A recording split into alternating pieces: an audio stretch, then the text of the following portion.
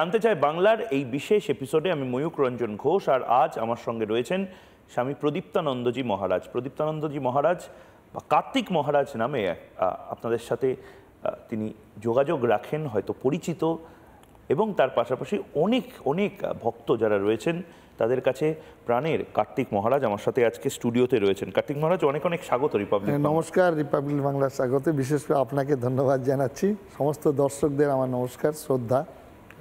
কার্তিক মহারাজ, আমরা এমন একটা সময় এই কথাগুলো বলছি যে কথাগুলো হয়তো মনে হতে পারে আপনারা বাজার গরম করছেন, হয়তো মনে হতে পারে যে একটা হাওয়া তোলা হচ্ছে, কিন্তু কথাগুলো গুরুত্বপূর্ণ এই কারণে যে নেতা, মন্ত্রী, শুভেন্দু অধিকারী, হিমন্ত বিশ্ব শর্মা, এনারা প্রত্যেকে বলছেন যে জনবিন্যাস বদলে যাওয়া।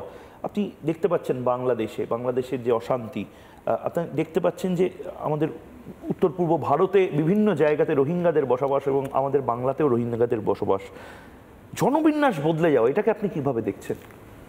এটা তো মানে ভারতবর্ষের ভবিষ্যতের ভীষণ একটা বিপদ আসবে। এই জনবিন্যাস সম্পর্কে সচেতন না থাকার জন্য 1947 সালের 15ই আগস্ট ঘটনা ঘটেছিল।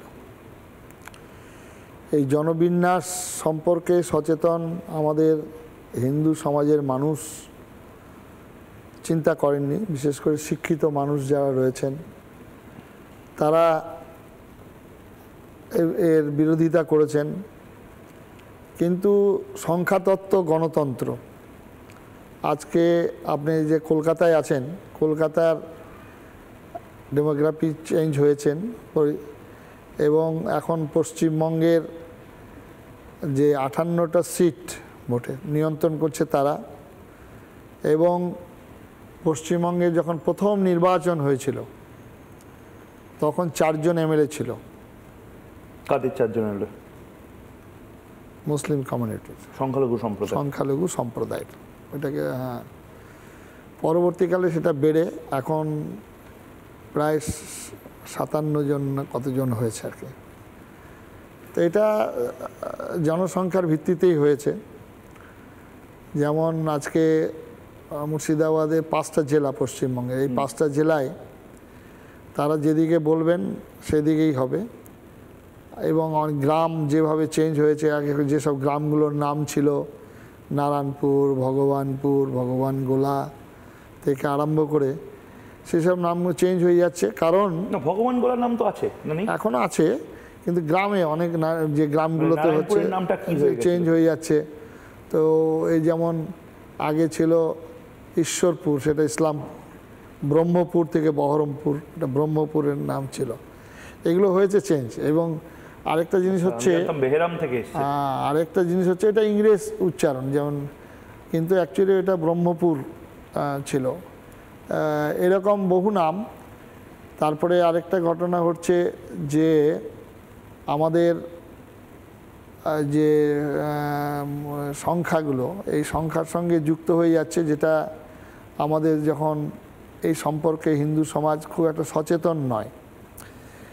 কারণ হচ্ছে যখন স্লেটে ভোট হয়, সেই ভোটের সংখ্যাগরিষ্ঠ ছিল, তো সেই সংখ্যাগরিষ্ঠতা থাকার জন্য বললো তোমরা কোন পক্ষে যাবে, সেটা ভোটাভুটি হয়েছে স্লেটে।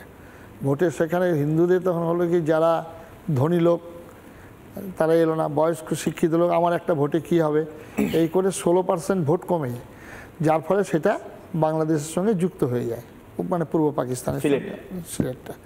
তো এইরকম আজকে আমাদের শহর অঞ্চলেও অনেক শিক্ষিত মানুষ, মানে আপনি বলছেন সিলেটটা যে কারণে সংযুক্তিকরণ হয় পাকিস্তানের সাথে, ঠিক সেইভাবেই হয়তো যেটা হিমন্ত বিশ্ব শর্মা বলছেন সেটা অলীক কল্পনা না, মানে বাংলা, বিহার এবং অসম, এই 3টে জায়গা বিচ্ছিন্ন হয়ে যেতে পারে। এবং তিনি বলছেন 2050 সালের মধ্যে ভারতের থেকে 2050 লাগবে না, কারণ এখন তো মোগলিস্তান, এখন যেটা হচ্ছে মোগলিস্তান বলে একটা ম্যাপ বেরিয়েছিল, সেই ম্যাপটা পড়ানো হতো। সেই ম্যাপটাতে হয়েছে কি, ইসলামপুরকে নিয়ে, কিষানগঞ্জ নিয়ে, আমাদের রায়গঞ্জে এই এলাকাটা নিয়ে একটা ওরা আলাদা মোগলস্থান তার নাম দিয়ে ম্যাপ বেরিয়েছে। আপনার মনে আছে কিনা? নিশ্চয়ই মনে থাকবে। মানে মোগলস্থান বলে একটা আলাদা ম্যাপ তৈরি করা হয়েছে, বিচ্ছিন্নতাবাদী শক্তি। তারা কোন কোন জায়গায় ইসলামপুর ইসলামপুর, কিষানগঞ্জ, ওই ওই এলাকাগুলো নিয়ে চোপড়াতে আছে, ওখানে এগুলোকে পুরো বিচ্ছিন্ন করে দিয়ে একটা আলাদা দেশ তৈরি আলাদা করা। আলাদা, মানে এটা তো বিপজ্জনক। বিহারের কিছুটা অঞ্চল, তো এটা অটোমেটিকলি সংখ্যা সঙ্গে যুক্ত রয়েছে। এটা তো যুক্তি তর্ক এর সঙ্গে কোনো প্রশ্নই নেই। প্রশ্নটা হচ্ছে সংখ্যার সঙ্গে সম্পৃক্ত। যখন এই সংখ্যাটা আরও বেড়ে যাবে তখন এটা হবে যেটা আমাদের স্বাধীনতার 1947 সালে যে ঘটনা ঘটেছিল সংখ্যা অনুসারেই হয়েছিল, এবং এটা টু নেশন থিওরি যেটা ধর্মের ভিত্তিতে হয়েছিল এটা অস্বীকার করার উপায় নেই।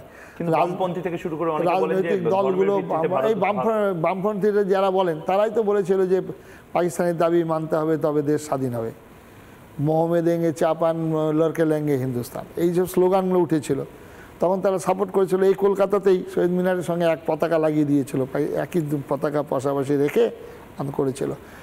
এটা হচ্ছে আমাদের সংখ্যা বেশি থাকার সময়েও আমরা সচেতন ছিলাম না। আমাদের দেশাত্মবোধ, ধর্মের প্রতি আমাদের যে আগ্রহ, ধর্ম পালন, এগুলো আমরা বিচ্যুত হয়েছি। মহারাজ, আমি বোঝার চেষ্টা করছি যে এই যে আপনি বারবার হিন্দু জাগরণের কথা বলেন, সেটাকে যদি ধরা হয় হিন্দু কনসলিডেশন ইংলিশে যদি বলা হয়, হিন্দু জাগরণের প্রয়োজনটা কি আছে? হিন্দু জাগরণের প্রয়োজন শুধু সংঘবদ্ধতা নয়, আমাদের যেটা বক্তব্য হচ্ছে হিন্দু জাগরণের সঙ্গে সঙ্গে হিন্দু ধর্মের আচার আচরণ জেগুলো পালন করা। তারপরে প্রয়োজনটা কি? সাংস্কৃতিক দিক থেকে আজকে আমরা বিদেশি আজকে জন্মদিন, আজকে বিবাহবার্ষিকী, সেগুলো সব বিদেশি কায়দায় হচ্ছে। আজকে মোমবাতি নিভিয়ে জন্মদিন পালন করা হচ্ছে, তারপরে শঙ্খ বাজানো হচ্ছে না, কেক কাটা হচ্ছে জন্মদিনে, এগুলো সব বিদেশি কালচার আমাদের মধ্যে প্রবেশ করছে। আমরা চাই যে হিন্দু ধর্মের সার্বিক মানে অলরাউন্ড ডেভেলপমেন্ট, শুধুমাত্র সংখ্যা বেশি দিয়ে হবে না। তার জন্য তাদের হিন্দু ধর্মের যে নীতি নিয়ম আমরা ছোটোবেলা থেকে আমাদের যে শিশুদের সে শিক্ষা আমরা দিচ্ছি না। মানে আপনি বলছেন যে এটা রাজনীতিতেও রূপান্তর করাটা প্রয়োজন? রাজনীতি একটা এমন জিনিস যেটা রাজনীতি নিয়ে একটা কনফিউশন মানুষের আছে যে আপনারা রাজনীতির মধ্যে ঢুকছেন, রাজনীতি করছেন। হ্যাঁ, রাজনীতি মানে কি এখনকার যে রাজনীতি, এই রাজনীতিটা নিঃসন্দেহে রাজনীতি। রাজনীতি তো চিরকাল ছিল। মহাভারতে ভগবান কৃষ্ণকে শ্রেষ্ঠ রাজনীতিবিদ বলা হয়, শ্রেষ্ঠ যোদ্ধা বলা হয়। তা এখানে তো রাজনীতি মানে হচ্ছে রঞ্জ ধাতু থেকে উৎপত্তি রাজনীতি। এর আগেও আমি বলেছি আপনার চ্যানেলে যে যখন নচ দণ্ড নচ দাণ্ডিক নচ রাজ্যং নচ রাজা, যখন দণ্ড ছিল না, দণ্ডদাতা ছিল না, যখন রাজ্য ছিল না, রাজা ছিল না, তখন কে নিয়ন্ত্রণ করেছেন? ধর্ম নিয়ন্ত্রণ করেছেন। সেই ধর্মটা কখনো একটা উপাসনার মধ্যে আবদ্ধ নয়, যেটা আজকে নিয়ে কনফিউশন হচ্ছে, বিতর্ক হচ্ছে। আমাদের শাস্ত্রে ধর্মের সংজ্ঞা দিয়েছেন ধৃতি, ক্ষমা, অস্তেয়, শৌচম, ইন্দ্র নিগৃহ, ধীর বিদ্যা, সত্যমক্রোধ, দশক ধর্ম লক্ষণম। এখানে কেউ কোথাও বলেনি, তুমি শিবের করো, কোথায় দুর্গার করো, কালীর করো, রাধাকৃষ্ণ করো, সে কথা বলেনি। আমাদের আচার্য স্বামী প্রণবানন্দজি মহারাজ বলছেন ধর্ম নাই মালায় ঝোলায়, ধর্ম নাই মন্দিরে মসজিদে গির্জায়, ধর্ম নাই বেদে পুরাণে কোরআনে। তাহলে স্বামীজি আপনি গেরুয়া কাপড় পরেছেন, আপনারা মন্দির করছেন, ঠিক, কিন্তু ধর্মের দুটো দিক, একটা হচ্ছে অন্তরঙ্গ সাধনা, একটা হচ্ছে বহিরঙ্গ সাধনা। অন্তরঙ্গ সাধনা না থাকলে বহিরঙ্গ সাধনায় কোনো লাভ হবে না। এই তৈরি হবে এরকম চোর, ছেচর, ডাকাত, বদমাইশ, ধর্ষণকারী।